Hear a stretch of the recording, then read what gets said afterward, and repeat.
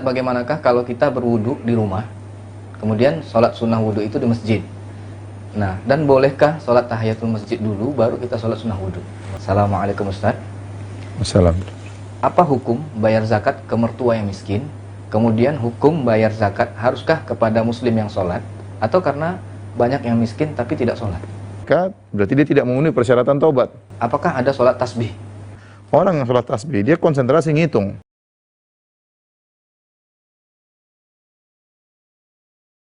Kita lanjut ke pertanyaan. Ini dari Taufik di Bekasi Timur. Assalamualaikum Ustaz. Assalamualaikum. Ustaz, bagaimanakah kalau kita berwudu di rumah, kemudian sholat sunnah wudu itu di masjid? Nah, dan bolehkah sholat tahiyatul masjid dulu, baru kita sholat sunnah wudu? Kalau seorang masuk masjid, ya, dia sholat yang dia anjurkan. Misalnya kalau dia ingin sholat sunnah wudu, ya sholat sunnah wudu. Tidak usah berniat sholat tahiyatul masjid. Karena kalau dia sholat di masjid, otomatis sholat tahiyatul masjid sudah dapat, ya. Sampai sebenarnya mengatakan tidak pernah ada yang khusus untuk tahiyatul masjid, nggak ada. Jadi yang penting dia ke masjid, kalau dia ingin sholat qobliyah. Jadi tidak perlu tahiyatul masjid dulu baru qobliyah, langsung sholat qobliyah. Karena tujuan daripada tahiyatul masjid bukanlah sholat sunnahnya, bukan ada sholat khusus untuk masjid, tidak. Tapi Rasulullah SAW mengatakan, idza dakhala ahadukumul masjida fala yajlis hatta yusalli rak'atain. Kalau salah seorang masuk dari dalam masjid, maka jangan dia duduk sampai sholat dua rakaat. Sholat apapun yang dia lakukan, ya. Bukan kemudian dia datang hanya khusus untuk sholat tahiyatul masjid, enggak. Jadi kalau memang kebetulan dia datang ke masjid, ternyata belum qobliyah, langsung aja sholat qobliyah. Kalau ternyata dia sholat ke masjid, ternyata sudah terlanjur orang mengerjakan sholat jamaah, langsung aja sholat berjamaah. Dan kalau dia sudah sholat 2 rakaat, maka selesai telah gugur tahiyatul masjidnya. Jadi yang mau dia lakukan kalau dia ingin sholat wudu, dia berwudu, kemudian dia ke masjid, ingin baca Quran atau yang lainnya, dia niatkan sholat wudu, boleh. Dan tidak perlu lagi sholat tahiyatul masjid, ya. Ya mungkin kalau pagi-pagi silakan sholat duha, nggak ada masalah, ya. Bisa kalau khair. Ini pertanyaan kembali dari Anan Jorgi dari Bogor. Assalamualaikum Ustaz. Assalamualaikum. Bolehkah kita berzakat sama karyawan kita? Syukur Ustaz. Jika karyawan kita itu memang miskin, maka boleh. Misalnya seorang punya pembantu, dia sudah kasih gaji sesungguhnya, dan kita tahu pembantunya masih miskin, sopirnya miskin, dia boleh kasih zakat kepada pembantu dan pembantu dan supirnya misalnya, kalau memang benar miskin. Tapi kalau ternyata mereka tidak miskin, ya, masih ada yang lebih miskin daripada mereka misalnya, ya, maka dikasih yang lebih miskin tentunya, ya. Kalau karyawannya ternyata bukan orang miskin, maka tidak boleh kasih zakat kepada karyawannya. Apalagi zakat tersebut dikesankan seakan-akan THR, THR lain, zakat lain, ya. Jadi kalau THR kita kasih THR. Kalau ternyata mereka tidak miskin, maka jangan kita kasih zakat, karena zakat itu yang berhak menerima adalah orang miskin, ya. Saya tidak tahu kondisi karyawannya. Kalau karyawannya miskin, ya boleh-boleh saja. Baik, kita lanjut ke pertanyaan berikutnya. Ini dari hamba Allah di Batam.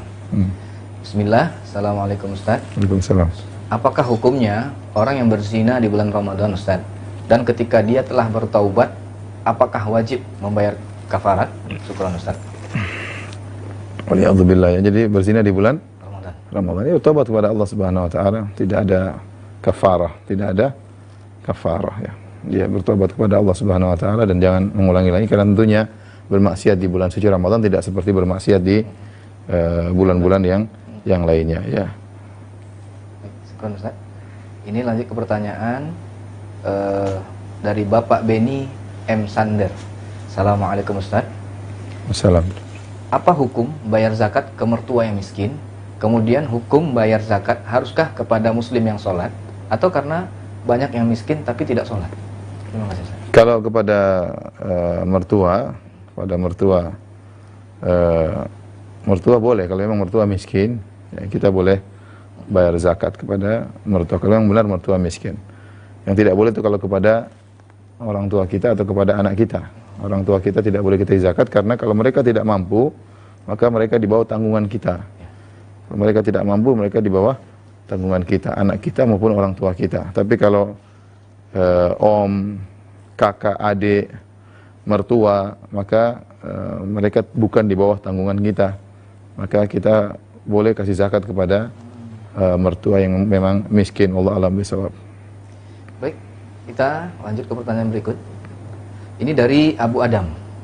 Assalamualaikum Ustaz. Waalaikumsalam.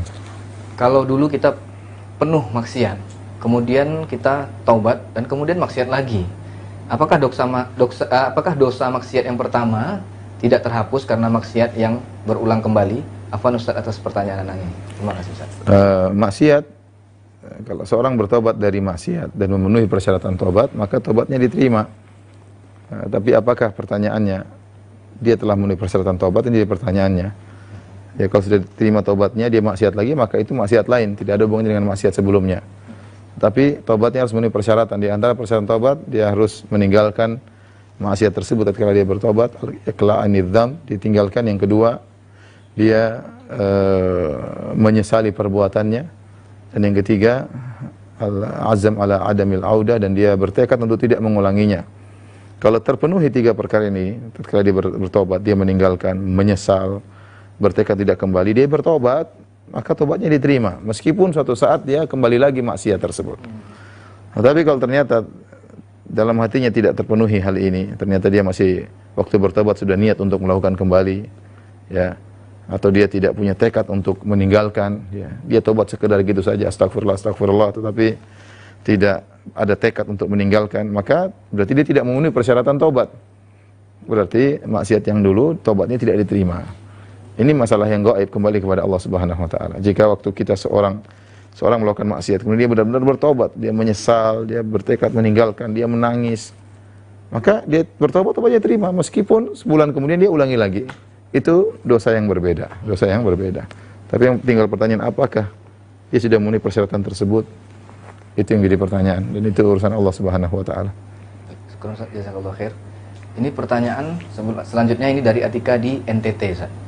Assalamualaikum Ustaz. Waalaikumsalam. Apakah tidak bangun sahur itu tetap wajib berpuasa Ustaz? Iya, tetap wajib. Jadi puasa Ramadan wajib bagi seorang muslim dan muslimah yang tidak ada uzur, ya, tetap wajib berpuasa. Sahur atau tidak? Tidak sahur. Sahur itu sunnah. Seandainya seorang tidak bangun sahur atau sengaja tidak sahur, tetap puasanya apa? Sah. Yang sengaja tidak sahur saja puasanya sah, apalagi yang tidak sengaja tidak sahur karena terlambat bangun, ya, maka puasanya sah dan dia wajib untuk melakukan puasa, ya. Kecuali ada udzur syar'i, misalnya dia sakit, ya, maka dia boleh berbuka, ya. Mungkin gara-gara tidak sahur akhirnya sakit, ya, dia boleh berbuka, berarti udzurnya karena sakit, ya. Kita lanjut ke pertanyaan berikutnya. Ini Kori yang ada di Pekanbaru. Assalamualaikum Ustaz. Assalamualaikum. Yang ingin saya tanyakan, pertama, apakah ada tanda-tanda tertentu jika malam Lailatul Qadar itu datang atau sudah berlalu? Yang kemudian, yang kedua, apakah ada sholat tasbih? Terima kasih Ustaz. Lailatul Qadar disebutkan ada tanda-tanda maknawi, tanda-tanda fisik. Tanda-tanda maknawi, seorang di malam tersebut terasa semangat beribadah, dia lebih khusyuk, lebih tentram tatkala beribadah. Allah berikan dia perasaan seperti itu sehingga dia lebih semangat beribadah. Itu bisa jadi dia mendapat Lailatul Qadar, tapi dia tentu tidak bisa memastikan. Tapi ada perasaan, karena hari tersebut, malam tersebut malam yang berkah. Malaikat turun begitu banyak, ya, sehingga malam tersebut sempit dengan banyaknya malaikat. Suasana buat orang lebih tentram, lebih sejuk beribadah, ya. Ya, ini dari sisi maknawi. Dari sisi fisik, ya, disebutkan bahwasanya keesokannya matahari terbit namun tidak begitu kuat cahayanya, dan ini yang dijadikan dalil oleh Ubay bin Ka'ab radhiyallahu anhu. Dia pernah mengatakan, demi Allah, kami pernah mendapat Lailatul Qadar di zaman Nabi malam 27. Kemudian ditanyakan, bagaimana kamu tahu? Karena besoknya matahari, sebagaimana sabda Nabi SAW, matahari bersinar namun sinarnya tidak begitu kuat, ya. Ya. Terus lanjut pertanyaan kedua, apakah ada sholat tasbih? Sholat tasbih ada khilaf dengan para ulama berdasarkan hadis-hadisnya. Hadis-hadis yang meriwayatkan tentang sholat tasbih semuanya dhaif. Semuanya dhaif, dari berbagai macam jalan semuanya dhaif. Nah, dari sini ada perbedaan ijtihad. Sebagian ulama seperti Syekh Albani rahimahullah taala memandang jalan-jalan yang banyak yang dhaif-dhaif tadi saling menguatkan. Jadilah derajatnya derajat hasan. Sehingga Syekh Albani berpendapat bahwasanya ada namanya sholat tasbih, apalagi diriwayatkan dikerjakan oleh sebagian salaf. Kalau tidak salah Ibnu Mubarak, saya agak lupa, tapi ada seorang salaf yang pernah mengerjakan sholat tasbih. Sebagian ulama yang lain mengatakan tidak, hadisnya semua dhaif, bahkan maudhu, ya, tidak bisa meningkat menjadi derajat hasan, tidak bisa saling menguatkan karena dhaifnya sangat kuat. Dhaif yang bisa saling menguatkan adalah dhaif yang lemah. Dhaif yang lemah kemudian bisa saling menguatkan, tapi kalau dhaifnya syadidul dhaaf, sangat mungkar, sangat dhaif, ya, sampai ada yang mengatakan maudhu, maka ini tidak bisa saling menguatkan. Dan lagi pula tidak diriwayatkan dari seorang sahabat pun melakukan salat tasbih. Padahal salat tersebut pahalanya sangat banyak.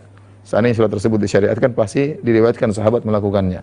Namun tidak diriwayatkan sahabat melakukannya. Ini dari sisi pertama, dari sisi sanad. Yang kedua, bahwasanya salat tersebut menyelisihi kaifiyah salat-salat yang lainnya. Asal hukum salat, yaitu kata Allah, aqimis salata li dzikri. Seorang salat untuk mengingat Allah Subhanahu wa taala. Allah mengatakan qad aflahal mu'minun alladzina hum fi salatihim khashi'un. Sungguh beruntung orang yang beriman yang mereka khusyuk dalam salatnya. Nah, orang yang salat tasbih, dia konsentrasi ngitung. Jadi rukuk baca ini sekian puluh, ini sekian puluh. Jadi susah dia untuk bisa khusyuk, ya. Dari situ saya lebih condong pada pendapat kedua, bahwasanya salat tasbih tidak disyariatkan. Tetapi kalau ada yang melakukan, kita tidak boleh menyalah-nyalahkan, karena memang ada ulama yang membolehkan. Masalah khilafiyah, Allah alam bisawab.